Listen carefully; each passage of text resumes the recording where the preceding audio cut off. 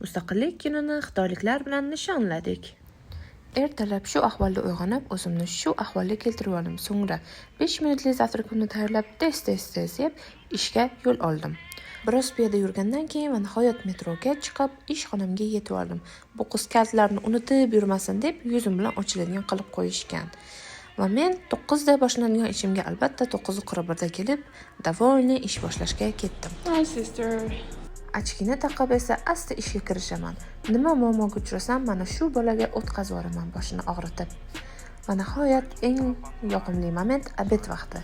Mustaqillik munosabati bilan barcha joy yopiq va yagona topgan joyimizda очередь rosa ko'p ekan. Baribir nima bo'lsa ham olib, yeb, ishga qaytdik. Massajchani olib, o'yinlarimizni o'ynab, sekin xitoylik boshlig'imizning uyiga bordik. Hello. Uch oyoq kiyimlarimizni uy oyoq kiyimlariga almashtirib, so'ngra sekin o'tirib semichga xo'rlik qildik. Bizning katta boshlig'imiz esa bizga $100 joylaridan damlab berdi. Uning xususiy oshpazi esa 10 xil ovqat qilib bizni kutib oldi. O'zi ham rosa qattiq harakat qilibdi. Aynan biz yollaydigan ovqatlarni qilish uchun. Agar oxirgacha yemasanglar, hech qayerga ketmaysanlar bu yerdan, dedi xitoychalar.